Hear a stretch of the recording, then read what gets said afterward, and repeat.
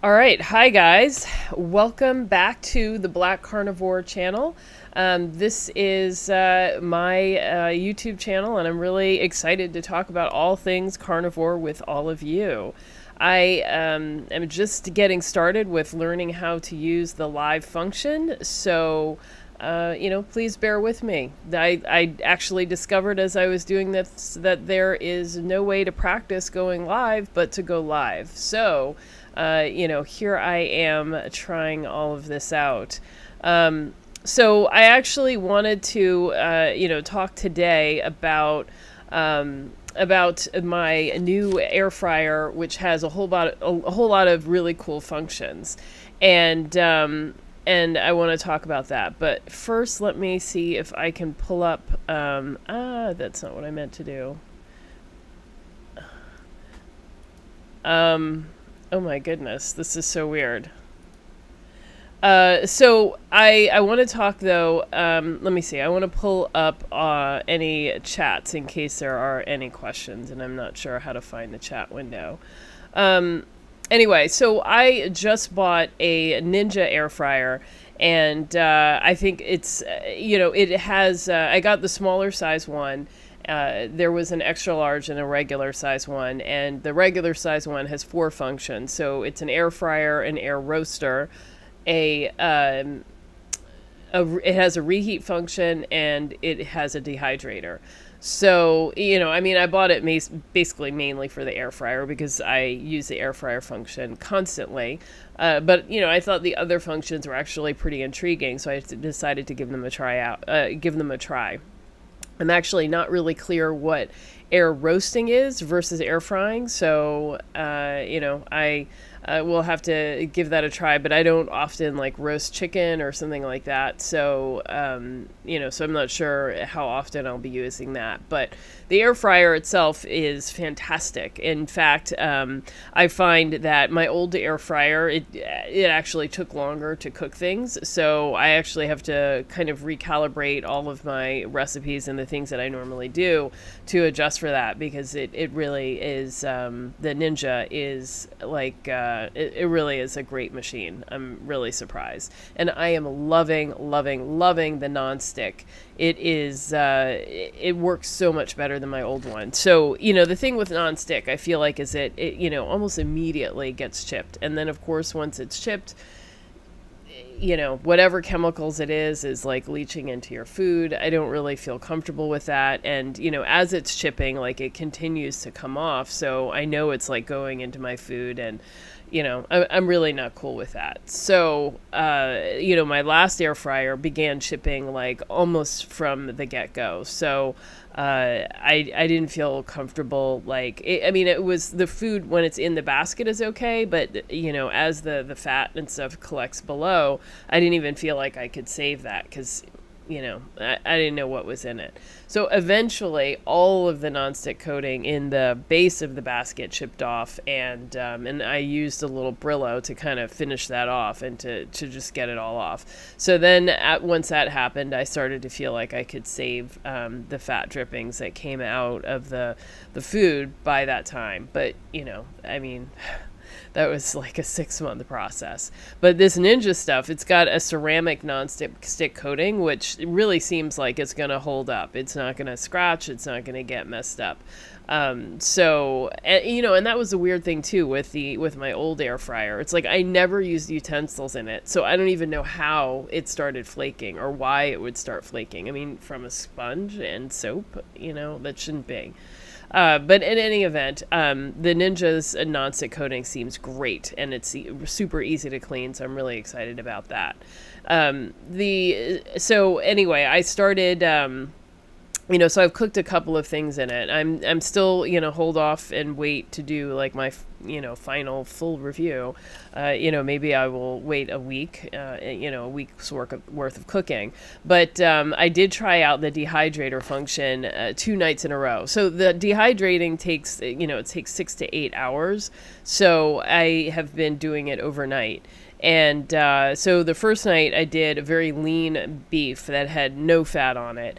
And I think maybe it was a little too long. So it was that kind of jerky that's like so hard, it's like a piece of bark, and it's really difficult to chew.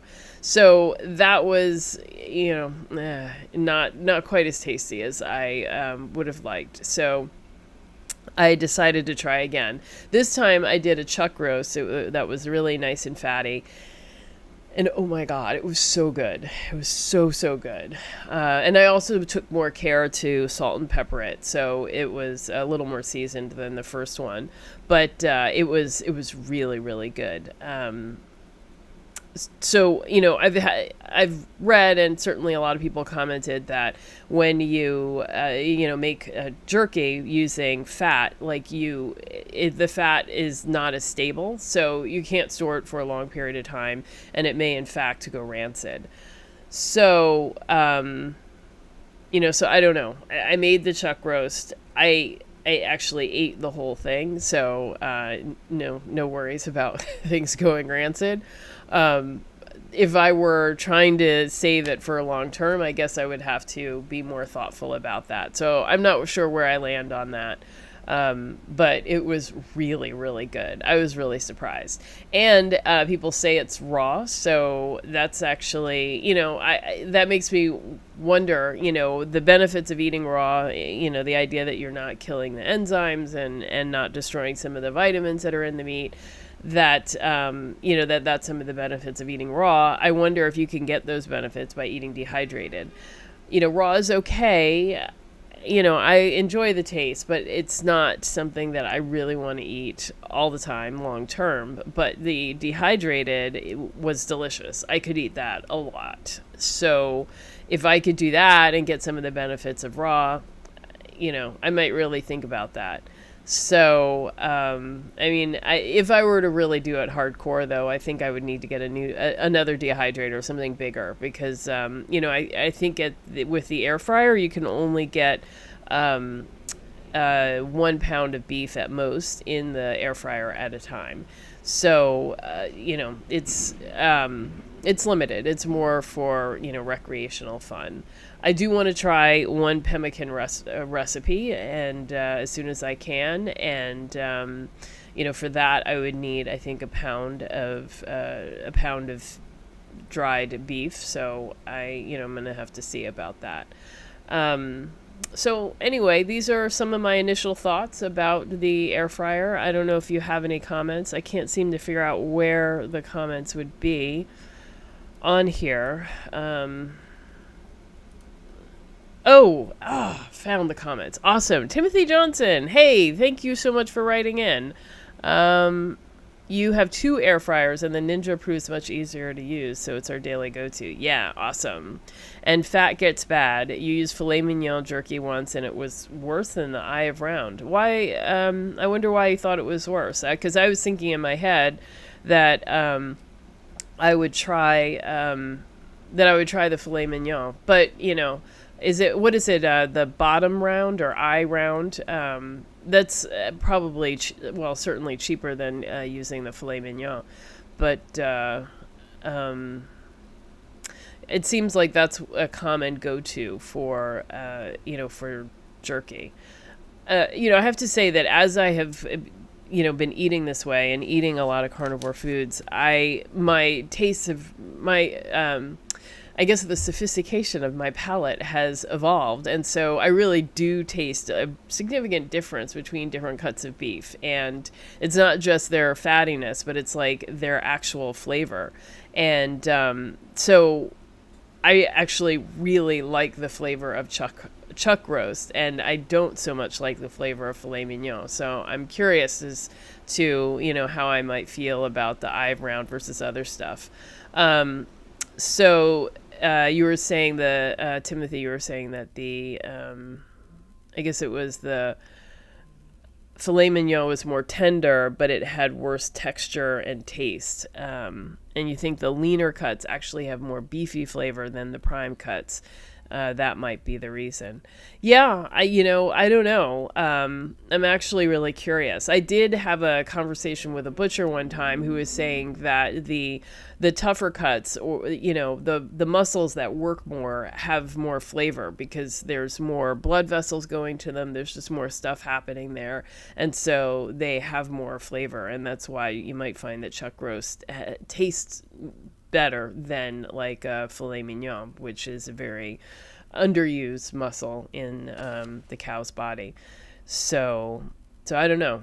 Okay, so then, yeah, maybe I will lean towards the Ive Round or try to find one of those other flavors. And I did find I had the chuck roast was frozen, and I had it in a slice that was about this, if you can see, this thick. And I left it frozen, and then I started cutting it as it was frozen. So that was the best way for me to get a super thin slice without having some kind of deli slicer at home. So that's a thought. That was a thought about how I was going to do it. Wow, I am enjoying this live stream software. I kind of feel like I'm getting the hang of this. But I would love to actually hear more. Hey, Heather, how you doing? Thanks for dropping in. I'm just trying to give this live stream a try and see how it's going. But I really did enjoy the dehydrated, jerky type meat. I definitely want to think about how I might do it more often and how I might incorporate that into, my carnivore game. I really, really love the idea of having something that I can take with me, that I can have if I need it, and, and I can, it's not going to go bad so quick. I do love the dehydrated fat.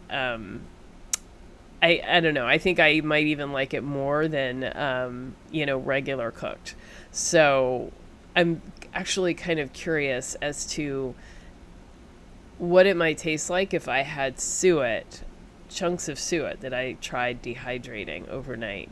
And one of the things I like too, when the chuck roast, as it dehydrated overnight, obviously some of the fat rendered out, and but because it was rendering at such a low temperature, it never burned, it never no part of it ever kind of started smoking or anything, and I think that actually really does make a difference in terms of the taste of the tallow that is rendered out. So I don't know, I'm really curious now and thinking about what things I might do and how I might use that feature of the Ninja.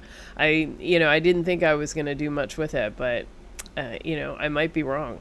It might be right up there with the air fryer. I don't know. I can't see myself really using the air roasting function, but air fryer and dehydrator. This thing might be going all day and all night. So I don't have any affiliate links, and I have no, connection with the company, but, I can see now why people say, this is a quality machine and people go for it. All right. So, anybody else have any questions? Because I think I might be wrapping it up here. I wanted to, try this out for 15 minutes, and, that's what we've been doing. So anybody have any questions? Go ahead and write in the chat box or any comments. Let's see. Yeah, it is time for me to get an affiliate link with Ninja. I should probably look that up, actually. And I wanted to make a comment too about the picture I posted yesterday. I don't know if you check me out on Instagram. My Instagram handle is Black Carnivore. But yesterday I posted, Instagram will pop up your whatever your post was from like a year ago or 2 years ago on that particular day. So yesterday it popped up a picture that I had taken June 9th in 2018. And I was actually really stunned when I saw the picture because my face looks so bloated and fat. And I was like, man, I do not remember looking like this. And, and at that point, I had been carnivore 6 months already. So I was really, really surprised that to look back and see that that was what my face actually looked like. And I just took a picture of myself, with a selfie yesterday to have a picture to compare. And it was really, really surprising. And I think it was helpful for me to see that because so many people I feel like, get so frustrated and want to see, all the benefits of carnivore, like within months of starting it. And it just doesn't go that fast. And I remember at 6 months feeling like I was starting to hit the peak of all the benefits of going on carnivore. And now in retrospect, looking at that picture, I mean, it was like, man, I wasn't even remotely near beginning the peak of the benefits of carnivore. And in 2 more years, I might be looking back thinking, oh, I'm an idiot. What was I thinking? Like I was nowhere near hitting the peak of the benefits. So I think it really is important to be patient with ourselves and kind of, just lean into this as a lifestyle. I came into carnivore with the hope of, losing a whole bunch of weight, and that's not what happened. But so many other things got better that, I knew I wasn't ever going to stop living this lifestyle. But it really helps to see that, to see people further along on that journey and realize that, a lot of these benefits, they just take time. And weight is not the first thing that your body wants to heal. So, I can see, I do regularly check my blood glucose and ketones, and I do recommend that you do that. And I'm actually working on a video about that, and so I look for that very soon.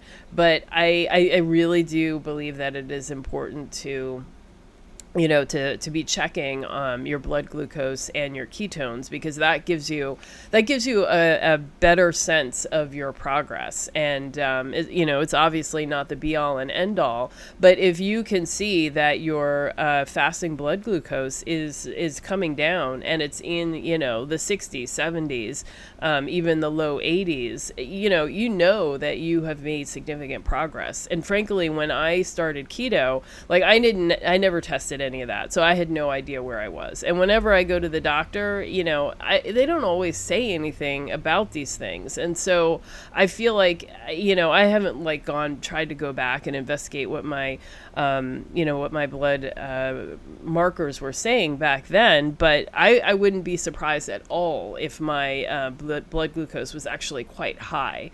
And so after I had been doing keto about I want to say 6 months, I had already lost 50 pounds at that point. I tested my blood glucose for the first time, and I actually didn't even know what the number should be. I had no idea what it was or anything. But first thing in the morning, I went ahead and I tested it, and the number was 110. And I remember thinking, I'm not sure where this is supposed to be, but this doesn't seem right. And, and then I started to doing the research, and it was like, oh my God, I have been keto, I've been on keto for 6 months. I've already lost a whole bunch of weight. How is it possible that this is where my blood glucose is? So at that point, that's when I really started to kind of get serious about, being in ketosis, understanding what that meant, and paying attention to what my fasting glucose was. And I continued to test it over, the next couple of weeks as I was getting more strict and making sure that I stayed under 20 grams of carbs a day. And, my numbers were still 101, 105. So it took time for those numbers to come down. And, that was pretty stunning to me. And so now when I, test my glucose, it's typically in the 70s to 80s, my fasting glucose. So, That's actually a really big deal.